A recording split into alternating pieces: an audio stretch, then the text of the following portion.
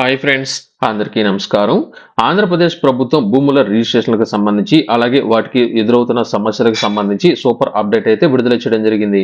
ఆంధ్రప్రదేశ్ వ్యాప్తంగా అసైన్ భూములకు సంబంధించి, అలాగే చుక్కల భూములకు సంబంధించి, అసైన్ ఇంటి స్థలాలకు సంబంధించి, అలాగే గ్రామాల్లో ఉన్న ఖాళీ స్థలాలకు సంబంధించి తాజా అప్డేట్ అయితే విడుదల చేయడం జరిగింది. వీటికి సంబంధించి ఎటువంటి చర్యలు అనేది తీసుకోబోతున్నారు, ఏ విధంగా రిజిస్ట్రేషన్ అనేది చేయబోతున్నారు, ఎప్పటిలోపల రిజిస్ట్రేషన్ అనేది చేస్తారు, వీటికి సంబంధించి ఎదురవుతున్న సమస్యలకు సంబంధించి ఏ విధంగా పరిష్కరించబోతున్నారు అనే దానికి సంబంధించిన అప్డేట్ అయితే రావడం జరిగింది.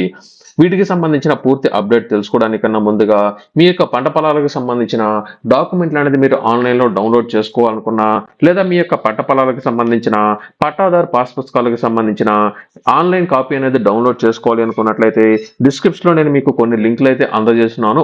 వాటి ద్వారా మీ యొక్క డాక్యుమెంట్లతో పాటు ఈ యొక్క పాస్ పుస్తకాలకు సంబంధించిన ఈ కాపీని కూడా మీరైతే డౌన్లోడ్ చేసుకోవచ్చు.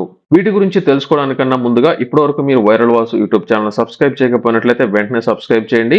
అలాగే ఈ యొక్క వీడియోను లైక్ చేయడం మాత్రం మర్చిపోవద్దు.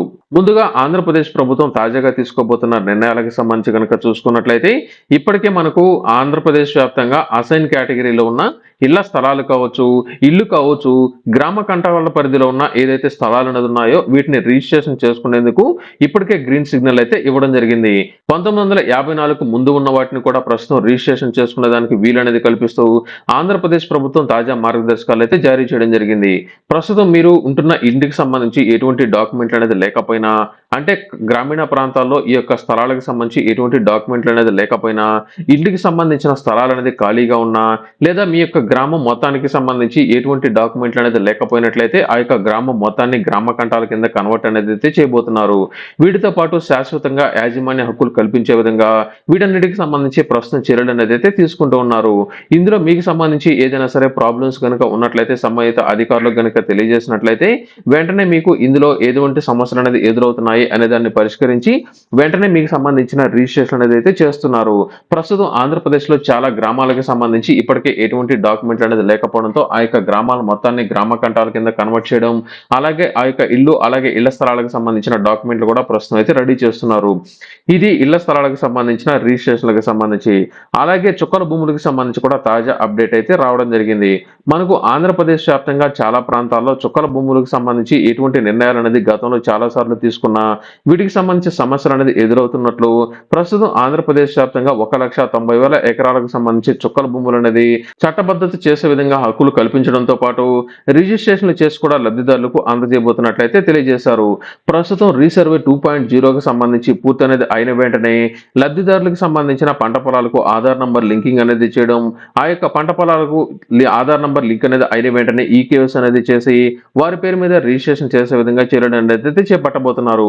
ప్రస్తుతం ఆంధ్రప్రదేశ్ వ్యాప్తంగా చుక్కల భూములు అన్నిటికీ సంబంధించి ఒక నిర్ణయాన్ని తీసుకున్నట్లు, మరొక 2-3 రోజుల్లో దీని మీద ఒక క్లారిటీ రాబోతున్నట్లు, దీనికి సంబంధించిన మార్గదర్శకాలు అనేది విడుదల చేయబోతున్నట్లు తాజా అప్డేట్ అయితే రావడం జరిగింది. అలాగే అసైన్ భూములకు సంబంధించిన అప్డేట్ కూడా రావడం జరిగింది. ప్రస్తుతం ఆంధ్రప్రదేశ్ వ్యాప్తంగా అసైన్ వ్యవసాయ భూములు ఏవైతే ఉన్నాయో వీటన్నిటికి సంబంధించి గత కొన్ని సంవత్సరాలుగా ఎటువంటి లెక్కలు అనేది తెలకపోవడంతో వీటితో పాటు అసైన్ డీకేటీ పట్టాలకు సంబంధించి కూడా చాలా వరకు ఈ యొక్క ప్రాబ్లమ్స్ అనేది వస్తున్న నేపథ్యంలో వీటన్నిటికి సంబంధించి ఈ యొక్క సమస్యలు అనేది పరిష్కరించడం కోసం అసైన్ భూములకు సంబంధించి అలాగే అసైన్ డీకేటీ పట్టాలకు సంబంధించి ఆంధ్రప్రదేశ్ వ్యాప్తంగా ప్రస్తుతం ఈ యొక్క నిర్ణయాలు అనేది త్వరలో తీసుకోబోతున్నట్లు ఒక అప్డేట్ అయితే రావడం జరిగింది. గత ప్రభుత్వ హయాంలో 13 లక్షల ఎకరాల్లో అసైన్ భూములను ఫ్రీ హోల్డ్ జాబితాలో చేర్చినట్లు, అక్కడి నుంచి ఈ యొక్క ప్రాబ్లమ్స్ అనేది ఎదురవుతున్నట్లు ప్రస్తుత ప్రభుత్వం అయితే గుర్తించడం జరిగింది. అయితే ఈ యొక్క భూములకు సంబంధించి మీరు ఎన్ని సంవత్సరాలుగా మీ యొక్క ఆధీనంలో ఉన్నాయి అనే దాన్ని బట్టి మాత్రమే మీకు రిజిస్ట్రేషన్ అయితే చేయబోతున్నారు. అంటే చుక్కల భూములు కావచ్చు, లేకపోతే అసైన్ భూములకు సంబంధించి కావచ్చు, ఒక రైతుకి సంబంధించి ఎవరి దగ్గరనైనా సరే కొనుక్కున్నట్లయితే ఆ యొక్క రైతు ఆధీనంలో ఎన్ని సంవత్సరాలుగా ఉంది అనే దాన్ని బట్టి మీకు రిజిస్ట్రేషన్ చేసేదానికి ఛాన్స్ అనేది ఉంది. ఒకే రైతు ఆధీనంలో 20 సంవత్సరాలు 10 సంవత్సరాలు ఇలా కనుక ఉన్నట్లయితే ప్రస్తుతం తాజా మార్గదర్శకాల ప్రకారం ఎన్ని సంవత్సరాలు ఆధీనంలో మీది ఉంది అనే దాన్ని బట్టి మీకు ఈ యొక్క రిజిస్ట్రేషన్ చేసేదానికి ఛాన్స్ అనేది ఉంది. అలాగే మనకు ఈ మధ్య కాలంలో ఆంధ్రప్రదేశ్ ప్రభుత్వం ఒక అప్డేట్ అయితే ఇవ్వడం జరిగింది. ప్రస్తుతం ఇప్పటికే పట్టాదారు పాస్ పుస్తకాలు కలిగిన రైతులతో పాటు సొంత స్థలాలు కలిగిన రైతులు అందరికీ సంబంధించి వారి యొక్క పంట పొలాలకు లాకింగ్ సిస్టమ్ అయితే తీసుకురావడం జరిగింది. అంటే ఇప్పటి వరకు చాలా సార్లు మనం చూసుకున్నట్లయితే మీకు తెలియకుండా మీ యొక్క పంట పొలాలు వేరొకరు రిజిస్ట్రేషన్ చేసుకోవడం, ఇటువంటివి డూప్లికేట్ పట్టాదారు పాస్ పుస్తకాలు సృష్టించడం, ఇటువంటివన్నిటిని మనం ప్రతిరోజు వింటూ ఉంటాం. కాబట్టి ఇక మీదట ఇలా జరగకుండా ఆంధ్రప్రదేశ్ ప్రభుత్వం తీసుకొచ్చిన కీలక మార్గదర్శకాల ప్రకారం ఇప్పటికే ఇది అందుబాటులో ఉంది. మీరు మీకు దగ్గరలోని రైతు సేవా కేంద్రాల్లో కనుక కాంటాక్ట్ అనేది అయినట్లయితే మీ యొక్క పంట పొలాలకు మీరే లాకింగ్ విధానాన్ని యాక్టివేట్ మీరైతే చేసుకోవచ్చు.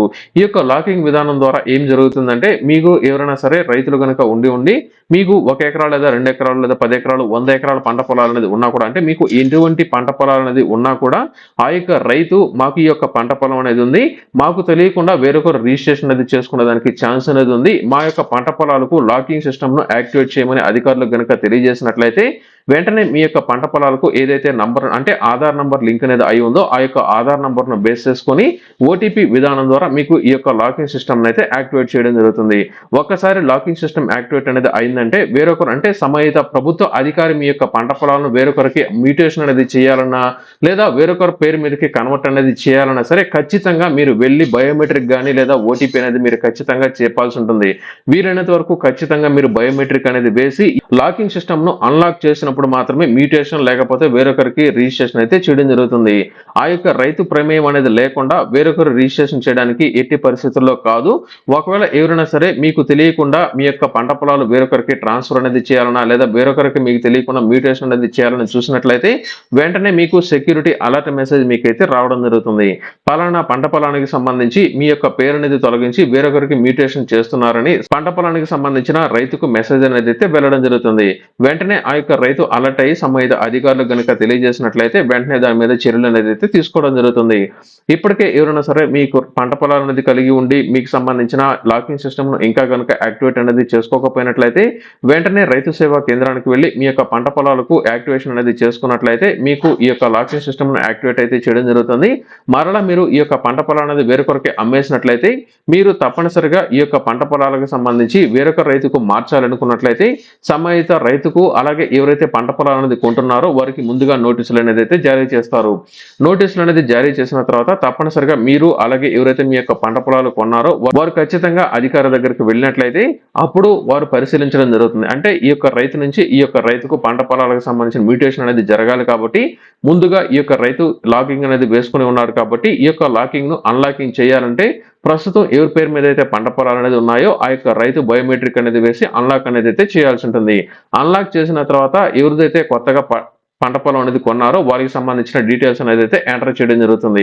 ఆటోమేటిక్ గా ఈ యొక్క రైతు నుంచి ఆ యొక్క రైతుకు ఈ యొక్క పంట పొలాలు అనేది అయితే మారిపోవడం జరుగుతుంది. మారిపోయిన వెంటనే ఆ యొక్క రైతు మరలా ఆ యొక్క పంట పొలాలకు లాకింగ్ అనేది అయితే వేసుకునే దానికి ఛాన్స్ అనేది ఉంటుంది. ఈ విధంగా లాకింగ్ విధానం ద్వారా ప్రస్తుతం ఈ యొక్క పంట పొలాలకు సంబంధించిన సెక్యూరిటీని అయితే తీసుకురావడం జరిగింది. ఇంకా ఎవరైనా సరే మీ యొక్క పంట పొలాలకు ఈ యొక్క లాకింగ్ సిస్టమ్ ను యాక్టివేట్ కనుక చేసుకోకపోయినట్లయితే వెంటనే యాక్టివేట్ అయితే చేసుకోండి. మరొక 2-3 రోజుల్లో ఈ యొక్క అసైన్ భూములకు సంబంధించి అలాగే చుక్కల భూములకు సంబంధించిన కీలక అప్డేట్ అయితే రాబోతోంది. ఇది వచ్చిన వెంటనే మరొక వీడియోలో మరొక కీలక అప్డేట్ గురించి నేను మీకైతే తెలియజేస్తాను.